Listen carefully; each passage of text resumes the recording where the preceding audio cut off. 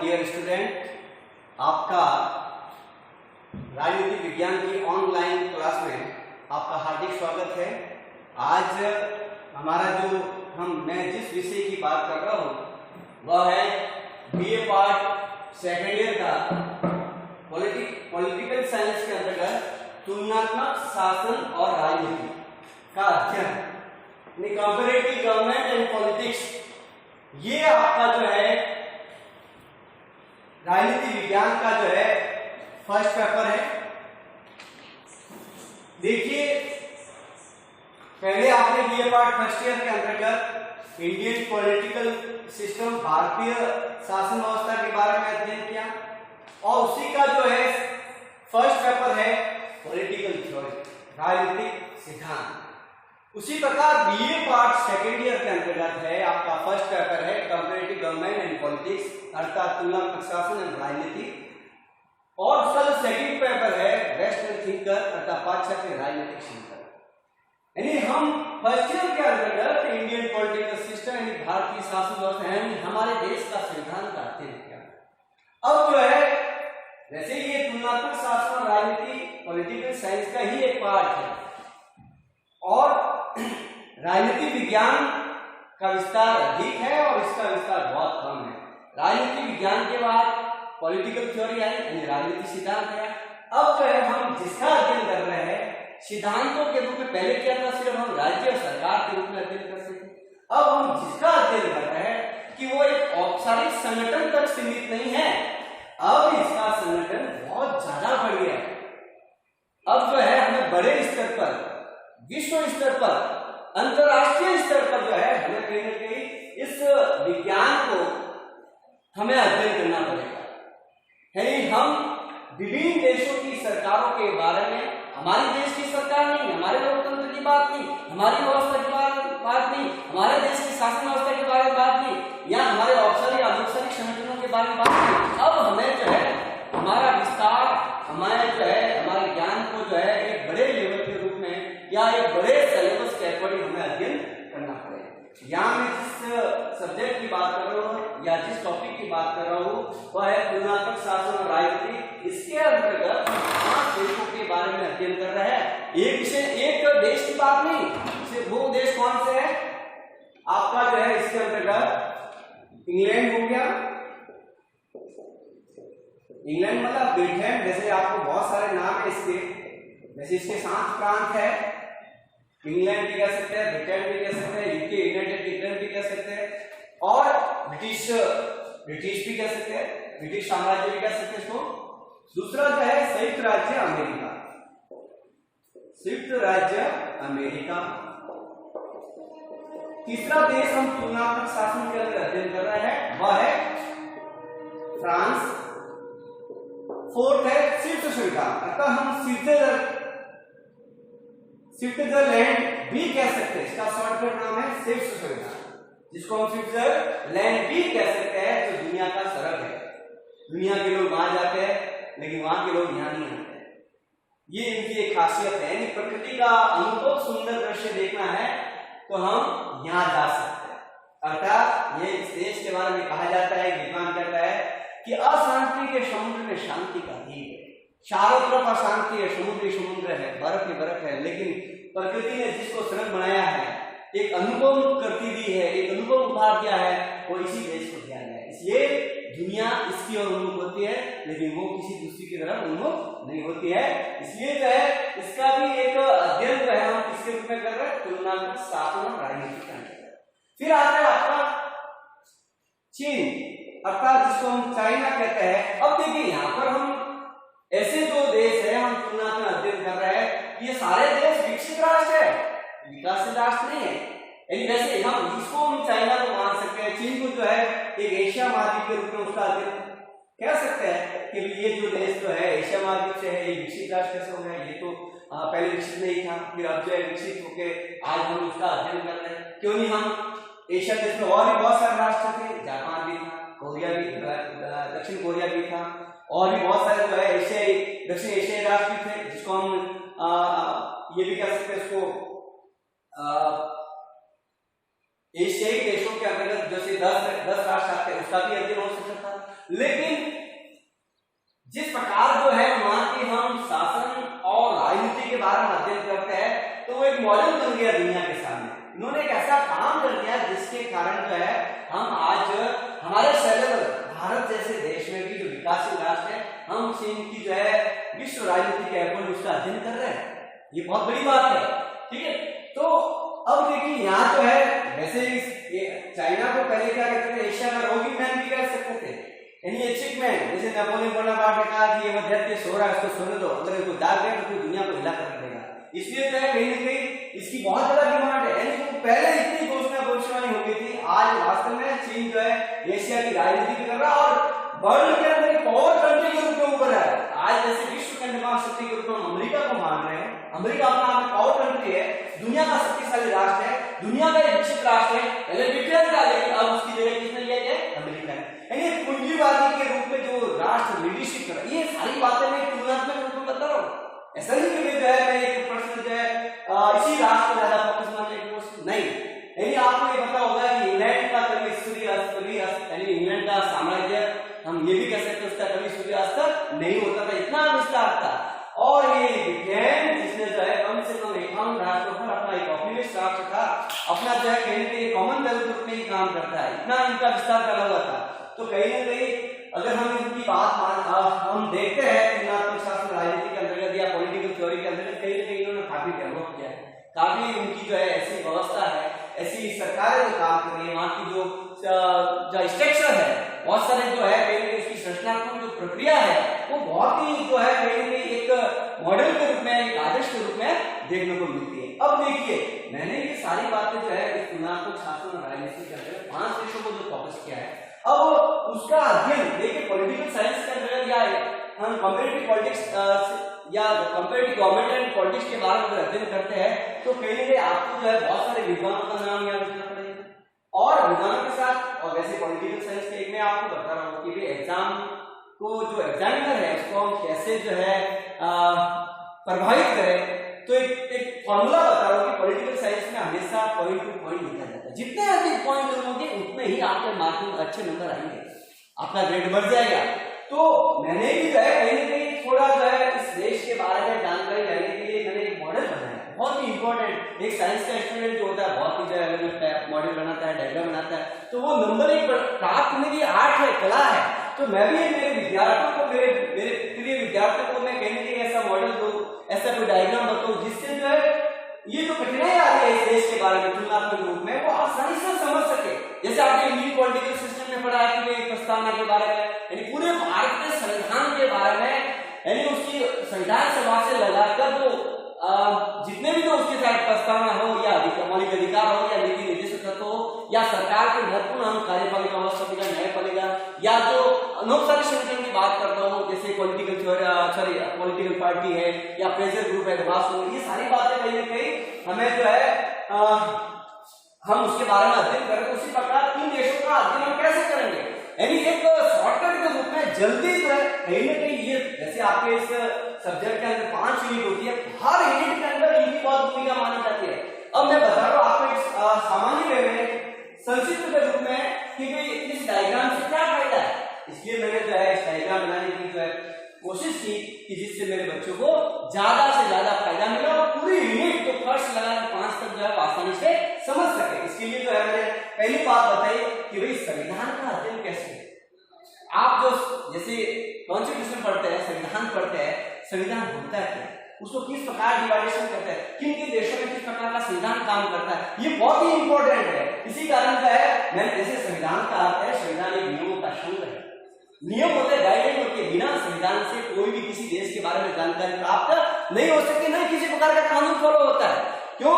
क्योंकि इसके अंदर नियम होते हैं और हमारी आस्था उनसे जुड़ी होती है। और ये भी तो ये माना है कि संविधान राज्य की आत्मा है, यानी उसको महात्मा माना गया है, स्ट्रेट अर्थात कहीं ना कहीं इसकी बहुत बड़ी भूमिका है। संविधान के बारे में किसी हम राज्य या सरकार का अध्ययन नहीं कर सकते, सरकार भी गौण हो जाएगी क्योंकि उसके पास संविधान नहीं है, कानून नहीं है, नियम नहीं है, उसके पास ऐसा कोई गजट नहीं है, नोटिफिकेशन नहीं है। तो इसके लिए जो है ये संविधान हम उसको 3 भागों में विभाजित करते हैं, उत्पत्ति के आधार पर, कानून निर्माण की प्रक्रिया के आधार पर, संविधान संशोधन के आधार पर।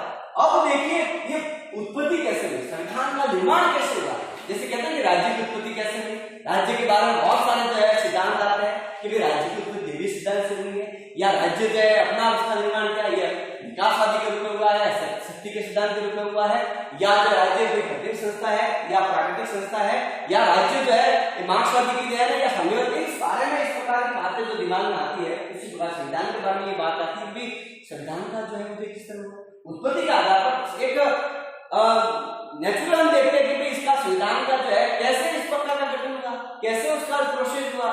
कई ऐसे बताया गया कि इस उत्पत्ति का आधार हम दो भागों में बांटते हैं, विकसित और दूसरा निर्मित।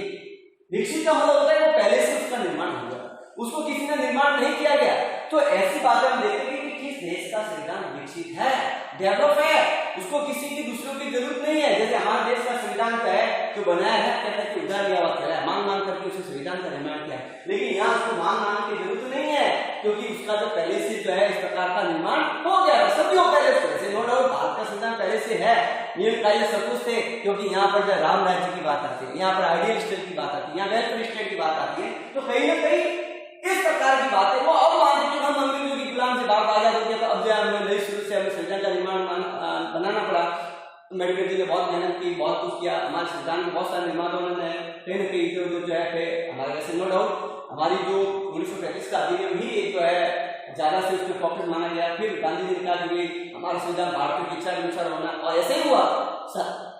प्रत्येक भारतीय के हित के लिए कहीं हमारे संविधान का निर्माण किया गया, जो हमारी सारी बातें जो हमारी कॉन्स्टिट्यूशन असेंबली के अंदर है, संविधान सभा के अंदर उसको बताया गया। अब देखिए ये विकसित राष्ट्र के अंदर आता है, तो देखिए इसका कंटेंट यहाँ जुड़ा हुआ है, ये विकसित राष्ट्र में उसी प्रकार ये सारे जो है विकसित नहीं है, लेकिन हम वहां पे अमेरिका भी कहीं थोड़ा बहुत विकसित है, ठीक है, लेकिन उसको पूर्णतः विकसित नहीं मान सकते। उसी प्रकार निर्मित पे उसका निर्माण किया गया है, संविधान जो है वहां के लोगों ने उसका निर्माण किया गया।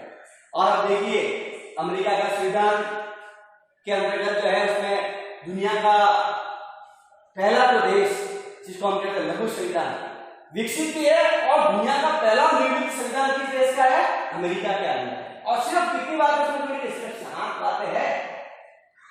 दुनिया का सबसे बड़ा लोकतांत्रिक देश अमेरिका, जिसके लिए सिर्फ कितने अनुच्छेद है, 7। और हमारे यहाँ भारत का संविधान निर्माण किया गया, कितनी बात आती है, 395 तो कितने 450 444 के आसपास हो गए, अब बढ़ के 450 हो गए, बढ़ते जाएंगे, क्योंकि जैसे जैसे आवश्यकता होती है संविधान में कहीं ना कहीं उसको संशोधन करना पड़ता है, क्योंकि देश हित की बात आती है, राष्ट्र की बात आती है, जनता के हित की बात आती है, जनता के कल्याण की बात करनी है, तो पहले हमें अमेंडमेंट को संशोधन करना ही पड़ेगा। लेकिन तो ये सारे राष्ट्र जैसे अमेरिका भी निर्मित है, स्विट्जरलैंड भी निर्मित है, फ्रांस का संविधान भी निर्मित है, चाइना के संविधान भी निर्मित है। उसी प्रकार कानून निर्माण की प्रक्रिया को भी 2 भागों में विभाजित कर दिया है, लिखित और अलिखित। ये बहुत ही इंपॉर्टेंट है, लिखी हुई बातें, यानी जिस देश का संविधान निर्माण किया गया है उसको लिखा गया है, वह देश कैसा हो गया, लिखित संविधान।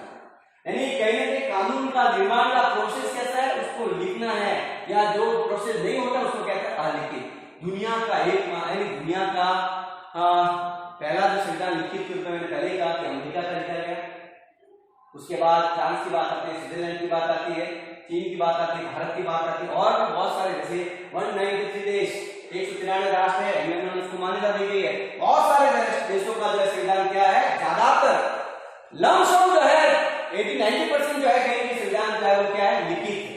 लेकिन ऐसे बहुत कम देश है जिसका संविधान अलिखित। दुनिया का अगर हम इसके अकॉर्डिंग देखें तो दुनिया का एकमात्र ऐसा देश है जिसका संविधान क्या है, अलिखित है। कोई लिखने की जरूरत नहीं है, क्योंकि वहां के लोग अपना आप को सभ्य मानते हैं, सॉफिस्ट मानते हैं, बुद्धिमान मानते हैं, जागरूक मानते हैं। हम जितने जागरूक नहीं, जितने वो लोग जागरूक है, और इसी जागरूक का फायदा उठाकर इन्होंने पूरी दुनिया को अपनी मुट्ठी में ले लिया, पूरी दुनिया को मुट्ठी में कर दिया, पूरा विश्व के अंदर अपना साम्राज्य फैला। दुनिया में जो अपना अमेरिका ताकत मानता था, उसमें वो भी अपना गुलाम बना दिया। वहां पर भी 13 उपनिवेश बना दिए, 13 राज्य स्थापित कर दिए, 13 कोटे स्थापित कर दिए। जैसे भारत में बहुत सारे अलग अलग रूप में कोटे स्थापित की, इसी प्रकार अमेरिका में इस प्रकार का इन्होंने उपनिवेश राष्ट्र बना दिया। और यहाँ तक इन्होंने कम से कम 51 राष्ट्र को उसका दर्जा था। कभी तो ये कहा जाता है इंग्लैंड का साम्राज्य कभी राष्ट्र नहीं होता है। देखिए मेरे विद्वानों, मेरे साथियों, मेरे विद्यार्थियों, ये जो है अगर हम कानून निर्माण की प्रक्रिया की बात करते हैं तो कई जगह लिखित है तो कई जगह अलिखित है। उसी प्रकार जो संविधान संशोधन की बात आती है कि वह संविधान कैसा है, संशोधन के रूप में कठोर है या फ्लेक्सिबल है, लचीलापन है। अब देखिए यहाँ का संविधान, अमेरिका का संविधान दुनिया का सबसे कठोर संविधान है। दुनिया का लघु संविधान भी अमेरिका का है और दुनिया का कठोर संविधान भी किसका है, अमेरिका का है, ठीक है। और लचीलापन की बात करते हैं तो दुनिया का, जैसे भारत का संविधान दुनिया का सबसे बड़ा संविधान है, ध्यान रखना, दुनिया का सबसे बड़ा संविधान भारत का है, जो निर्माण किया गया है, लिखित के रूप में निर्माण हुआ है इसका, ठीक है। तो लचीलापन के रूप में जो है जिसकी बात करते हैं, ब्रिटेन दुनिया का एकमात्र जो संविधान है ब्रिटेन का, वो अपना आप फ्लेक्सिबल है। क्यों? क्योंकि वहां का संविधान नहीं है, कानून नहीं है, उसका निर्माण नहीं किया गया है, वो अपना आप विकसित है, उसको तो फिर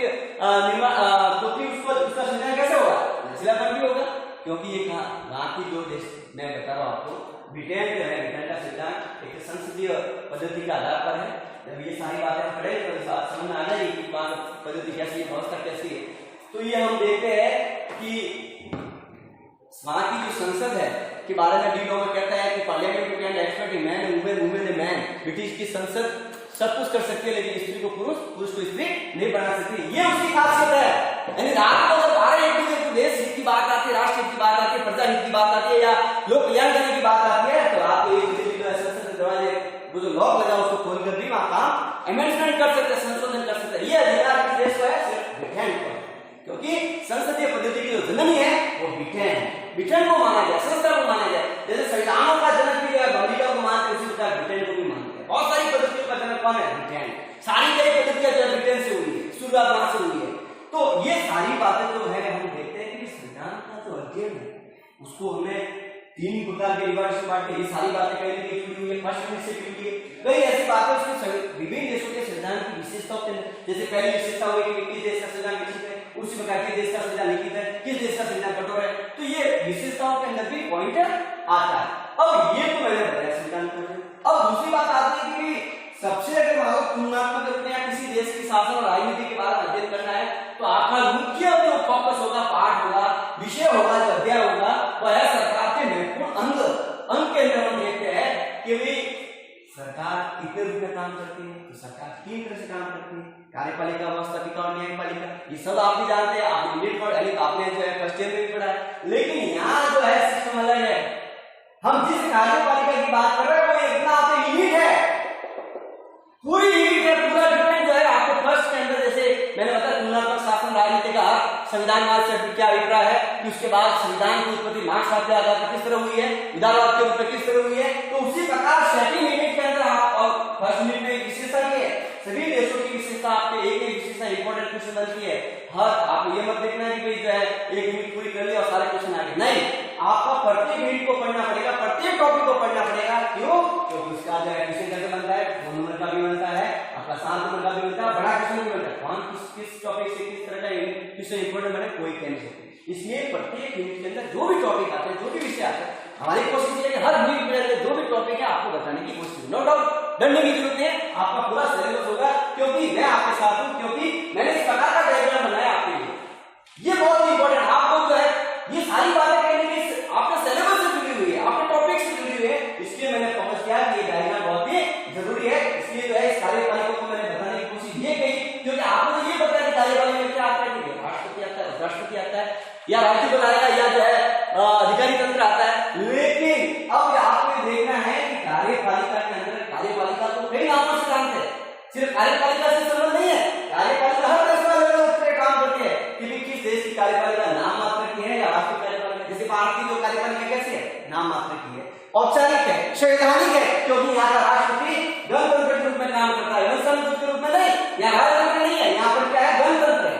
तो वहां का राष्ट्रपति, और जैसे आपको ये पता होगा कि जिस देश के अंतर्गत जहां संसदीय पद्धति है, जिस देश के अंतर्गत जहां संसदीय पद्धति होती है, तो वहां पर लिखा जाता है हेड ऑफ गवर्नमेंट और हेड ऑफ स्टेट और हेड ऑफ गवर्नमेंट, यानी राज्य का मुखिया होगा राष्ट्रपति और सरकार का प्रधान होगा प्रधानमंत्री। तो वहां पर जो संसदीय पद्धति में अपना आगे पावर कौन होता है, प्रधानमंत्री होता है, और राष्ट्रपति सिर्फ क्या होता है, नाम मात्र होता है, रबड़ की मार होती है, सिर्फ इसमें बताने की कोशिश करता है, उसके पास कोई राइट नहीं है, कोई अधिकार नहीं है। हाँ, कई मामलों में जो है इमरजेंसी की बात आती है, आपातकाल की बात आती है, तो उसके पास बहुत सारे पावर हो जाते हैं और राष्ट्रपति से प्रधानमंत्री से ज्यादा अपने आप में ताकतवर हो जाता है। लेकिन हमारे देश में क्या है, संसदीय पद्धति है, यहाँ राज्य का मुख्य नाम मात्र का होता है और सरकार का जो प्रधान होता है वो प्रधानमंत्री होता है। सारी शक्तियां उसके रूप में होती है क्योंकि वो मंत्रिपरिषद का प्रधान है।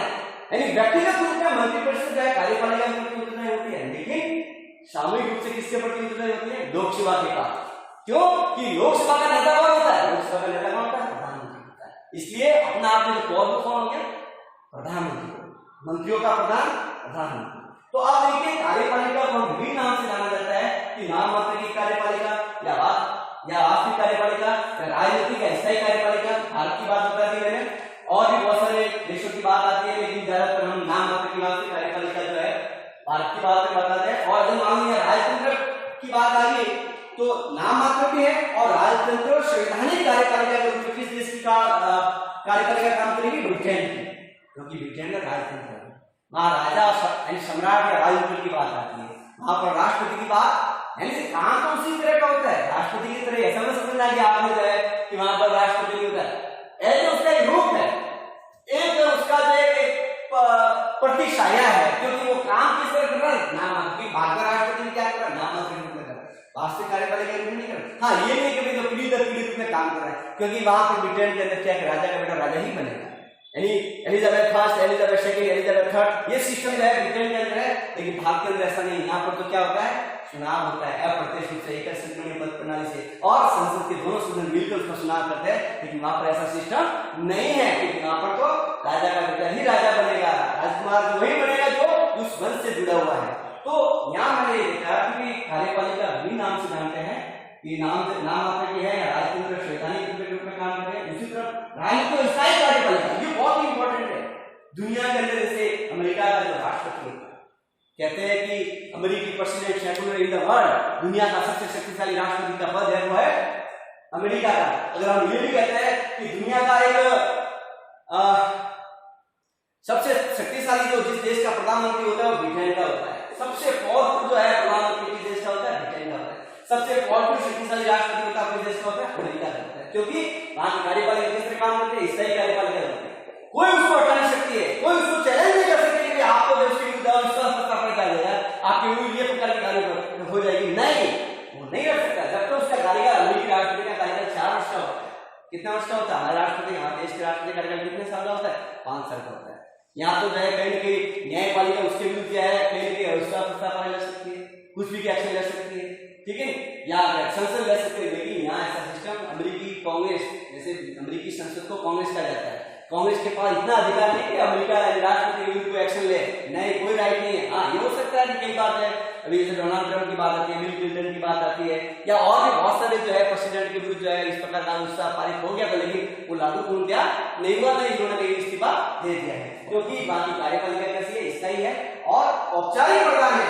औपचारिक का मतलब है उसको जो अधिकार दिया गया है, कानूनी तौर पर अधिकार दिया गया है, इस प्रकार की कार्यपालिका क्या काम करती है, अमेरिका में काम करती है। उसी प्रकार संसदीय कार्यपालिका है या देशात्मक कार्यपालिका। ब्रिटेन की कार्यपालिका कैसी है, संसदीय है, वहां की जो है एक संसद के रूप में काम करती है।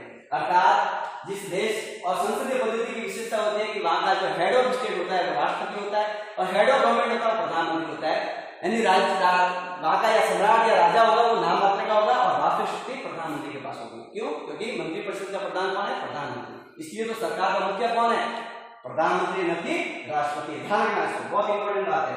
तो संसदीय पद्धति कहां पर है, ब्रिटेन में है, यहाँ नई संसदीय पद्धति नहीं है। हाँ, आपको देखा होगा कि फ्रांस के अंतर्गत है, यहाँ फ्रांस के अंदर संसदीय पद्धति भी है और अध्यक्षात्मक पद्धति भी, यहाँ राष्ट्रपति भी है, प्रधानमंत्री भी है, ध्यान रखना है। और कई बार ये अतिशयोक्ति की बात नहीं है, फ्रांस का राष्ट्रपति दुनिया का कई बार इमरजेंसी की बात आती है तो अपना अमेरिका से भी ज्यादा ताकतवर हो जाता है। मैंने कहा कि दुनिया का सबसे शक्तिशाली राष्ट्रपति जो है किस देश का होता है, अमेरिका का होता है। नहीं, फ्रांस का राष्ट्रपति अपना आप में कमजोर नहीं है, ध्यान रखना, उसके पास बहुत सारे पावर है। जितना पावर प्रधानमंत्री के पावर दोनों के पास है, प्रधानमंत्री के पास भी है और राष्ट्रपति, क्योंकि यहाँ पर संसदीय पद्धति भी है, संसदीय कार्यपालिका भी काम करे और अध्यक्षात्मक कार्यपालिका। संसदीय पद्धति को अगर हम शक्ति के आधार पर विभाजन करते हैं तो 2 श्रेणी होता है, एक एकात्मक है, दूसरा संघात्मक है। उसी प्रकार अध्यक्षात्मक पद्धति को अगर हम डिवाइडेशन करते हैं तो वहां पर एकात्मक और संघात्मक की बात आती है। ठीक है। जैसे हमारे यहाँ देश की जो बात करते हैं, भारत के अंदर संसदीय पद्धति है और संसदीय पद्धति में भी कैसा है, हमारे यहाँ पर दोनों का मिश्रण है, एकात्मक क्रिया और संघात्मक क्रिया। लेकिन ब्रिटेन में क्या है, संसदीय पद्धति के साथ सिर्फ एकात्मक है, ये ध्यान रखना।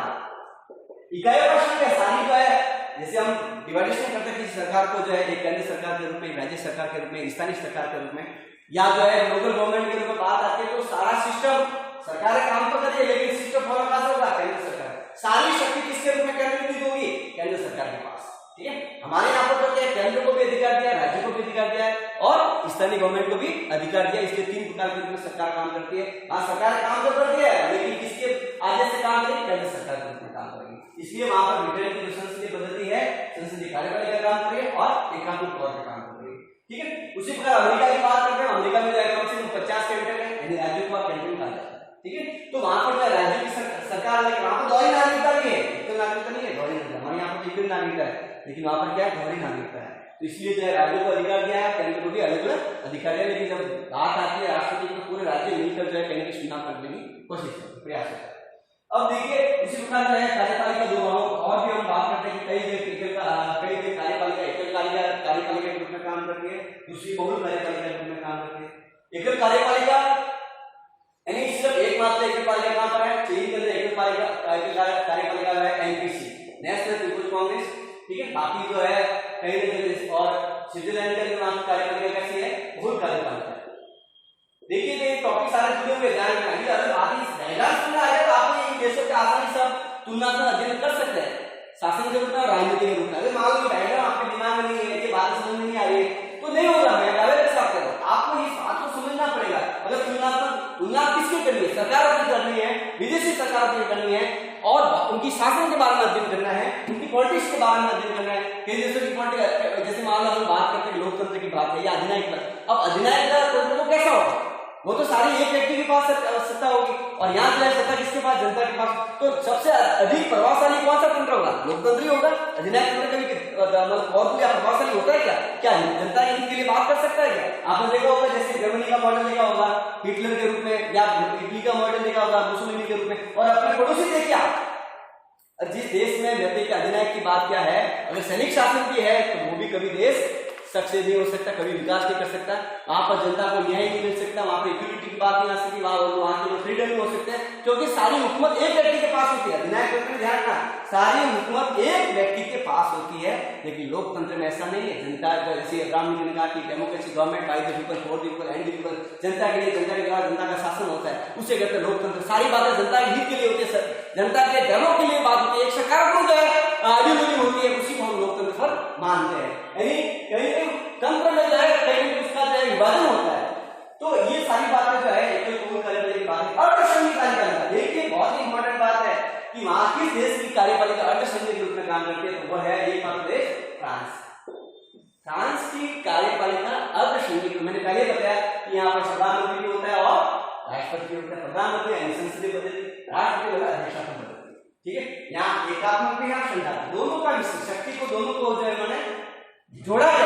भारत के अंदर क्या है, एकात्मक के संघात्मक, लेकिन एकात्मक संघात्मक तो है, किस देश से किस पद्धति पे है, वो है संसदीय पद्धति। ये मत आप ये मत समझना कि आप प्रदेश नहीं, संसदीय पद्धति है, उसको हम शक्ति के आधार पर विभाजन करते हैं। तो दो तरह से होता है, एकात्मक संघात्मक, भारत की संसदीय पद्धति भी है और दोनों का मिश्रण भी है। तो ये सारी बातें। अब एक अंतिम होता है कि कार्यपालिका को हम स्थायी कार्यपालिका भी कह सकते हैं, अधिकारी भी कह सकते हैं। स्थायी कार्यपालिका जो है नौकरशाही होती है, अधिकारी होते हैं, पब्लिक सर्विस के लोग होते हैं, लोक सेवक होते हैं, उनको हटाया जा सकता है। उनका कार्यकाल 5 साल का या 4 साल का या 7 साल का नहीं होता है। जैसे यहाँ पर जो है स्विट्जरलैंड के राष्ट्रपति का 7 एक साल का होता है, लेकिन उसमें 7 राष्ट्रपति होते हैं, अलग अलग रूपों में कार्यकाल करते हैं। अमेरिका का राष्ट्रपति 4 साल का होता है। जैसे ये जो स्थायी है उसको हटा नहीं सकते क्योंकि वंशानुगत होते हैं। बाकी कई देशों में जो किसी का 5 साल का कार्यकाल होता है तो किसी का 6 साल का होता है। तो ये जो है नौकरशाही होते हैं, जो अधिकारी तंत्र होते हैं, ब्यूरोक्रेसी के लोग आते हैं जो ब्यूरोक्रेट रूप में है, या जो है लाल पिताशाही के रूप में काम करते हैं, उसका कार्यकाल कभी भी 2 साल, 4 साल, 5 साल नहीं होता, उसका कार्यकाल स्थायी होता है। उसी प्रकार अब देखिए मैंने ये कार्यपालिका होगी, उसके बाद व्यवस्थापिका को हम विधायिका भी कह सकते हैं, व्यवस्थापिका को हम विधानमंडल के रूप में मान सकते हैं। अब ये विधानमंडल 2 तरह से काम करती है। कितने रूप में? 2 रूप में काम करती है कि किस देश की जो विधायिका है एक सदनीय है, किस देश की विधानसभा या विधानमंडल द्विसदनीय है। एक केंद्र में भी होती है और स्टेट में भी होती है। राज्य की विधानमंडल भी होते हैं और केंद्र की विधानमंडल भी होते हैं। तो यहाँ हम केंद्र की बात करते हैं कि बहुत सारी का हम संसद भी कर सकते हैं, विधेयिका भी कर सकते हैं, विधानमंडल भी कर सकते हैं। संसद दो तरह से काम करती है। वैसे आपने ध्यान रखना कि कई देशों में जो है उस संसद को अलग नाम से, कार्यपालिका को विभिन्न नाम से जाना जाता है, उसी प्रकार संसद को विभिन्न नाम से जाना जाता है। अब देखिए ब्रिटेन की संसद को संसद नहीं कहा जाएगा, यहाँ की राष्ट्रपति या विधायिका के नाम से उसको संसद कहते हैं। उसी प्रकार अमेरिका की जो संसद होती है उसको क्या कहा जाता है, कांग्रेस। क्या कहा जाता है, कांग्रेस। उसके दो सदन है, एक सीनेट होती है, दूसरा प्रतिनिधि सभा। उसी प्रकार इंग्लैंड के भी दो सदन है, एक कॉमन सभा और लॉर्ड सभा। उसी प्रकार आपका जो फ्रांस है, फ्रांस की जो संसद को हम राष्ट्रीय सभा कहते हैं, नेशनल असेंबली है, उसके भी दो सदन होते हैं, राष्ट्रीय सभा और राष्ट्रीय परिषद, अर्थात प्रतिनिधि सभा और सीनेट के रूप में। उसी प्रकार स्विट्जरलैंड की जो बात करते हैं, संघीय परिषद, राष्ट्रीय परिषद और राज्य परिषद, उसके भी दो सदन होते हैं। उसी प्रकार चीन के भी, चीन जो है हमेशा एक सदनीय के रूप में, एकमात्र जो हम तुलना में अध्ययन कर रहे हैं, बाकी सबके लिए दो सदन है, दो विधानसभा के काम करते हैं, और यहाँ पर सिर्फ क्या है, एक ही सदन काम करती है, वह है चाइना का, अर्थात एनपीसी, नेशनल पीपल कांग्रेस, राष्ट्रीय जनतावादी कांग्रेस के रूप में काम करती है।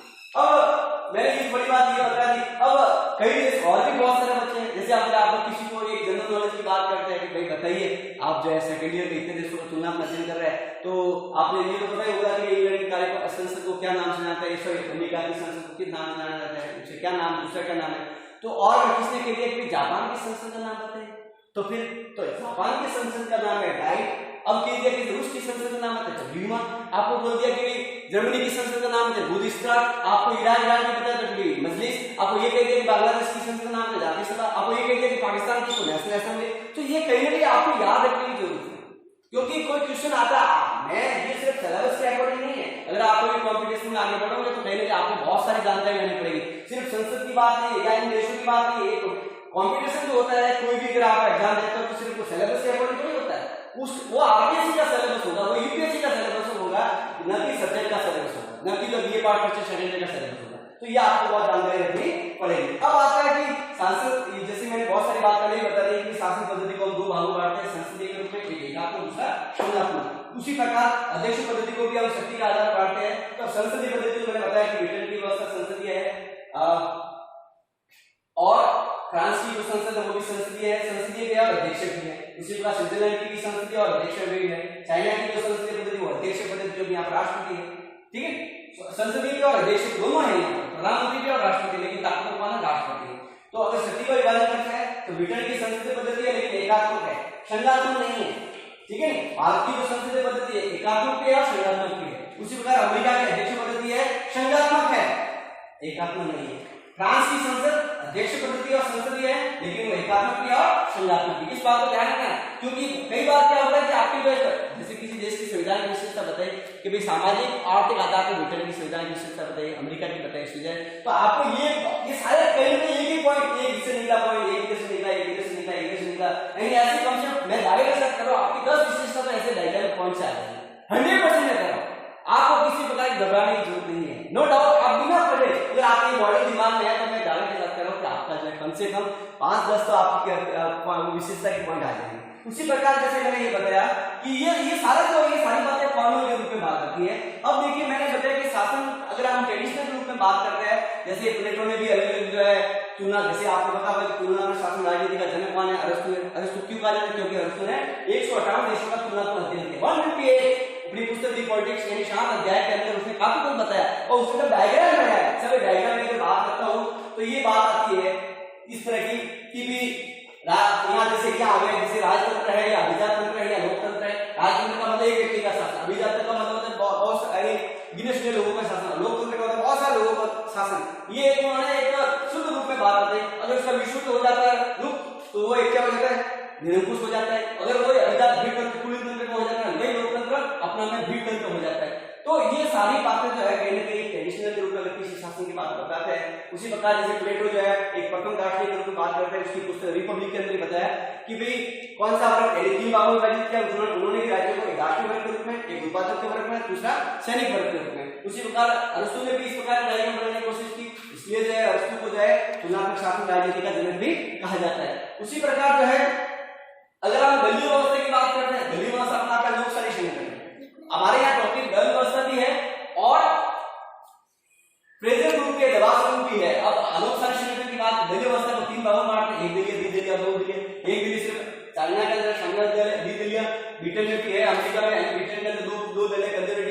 और लिबरल पार्टी। उसी प्रकार अमेरिका में 2 दल है, डेमोक्रेटिक पार्टी और रिपब्लिकन पार्टी। उसी प्रकार फ्रांस की जो व्यवस्था कैसी व्यवस्था में बहुदलीय है, वहां बहुत सारे दल है। सोशल पार्टी के, समाजवादी के, बहुत अलग अलग दल जो है काम कर रहे हैं। तो भारतीय व्यवस्था कैसी बहुदलीय है। यहाँ बहुदलीय व्यवस्था को हम 3 तरीके से बात करते हैं, राष्ट्रीय स्तर पर, क्षेत्रीय आधार पर रीजनल पार्टी के तौर पर देखते हैं, लोकल पार्टी के रूप में भी देखते हैं। यानी ये 3 भागों में उसको डिवाइडेशन करते हैं भारत के अंदर। यानी राष्ट्रीय स्तर पर नेशनल पार्टी जैसे हमारे यहाँ की नेशनल पार्टी कितनी है, 4 पार्टी है, जैसे कांग्रेस, बीजेपी है, सपा है, बसपा है, या तृणमूल कांग्रेस को भी जोड़ दिया गया है, और भी बहुत भाजपा है, मार्क्सवादी कम्युनिस्ट पार्टी, यानी मार्क्सवादी कम्युनिस्ट पार्टी होगी या भारतीय कम्युनिस्ट पार्टी होगी। ठीक है, तो ये कहीं न कहीं ये सारी बातें जो है हमारे जो है कहीं न कहीं इंपॉर्टेंट क्वेश्चन या इस अध्ययन को करने के लिए बहुत ही महत्वपूर्ण हो जाता है। मैंने बहुत सारी बातें बताई, समय के अकॉर्डिंग ध्यान रखना पड़ता है। तो मैंने कहीं न कहीं आपको जो है इस तुलनात्मक शासन राजनीति जो हमारा ये पार्ट फर्स्ट ईयर का जो है फर्स्ट पेपर है बहुत ही इंपॉर्टेंट है। और क्योंकि बच्चे जो है कई कंफ्यूज हो जाते हैं, उनको समझ नहीं आता कि तुलनात्मक शासन है क्या, उसकी राजनीति कैसे अध्ययन करें, क्योंकि हम भारत के संविधान के बारे में जानकारी नहीं होती तो हम इतने 5 देशों का अध्ययन कैसे करें। इसलिए मैंने कहीं की शॉर्टकट करके डायग्राम पे जब भी जो है इंग्लिश बात आएगी तो बहुत सारी और भी बहुत बातें अपने उसका आप पढ़ोगे, सिलेबस का आनंद लोगे। मैं इसी के साथ मेरी बात को मैं खत्म करता हूँ। Thank you.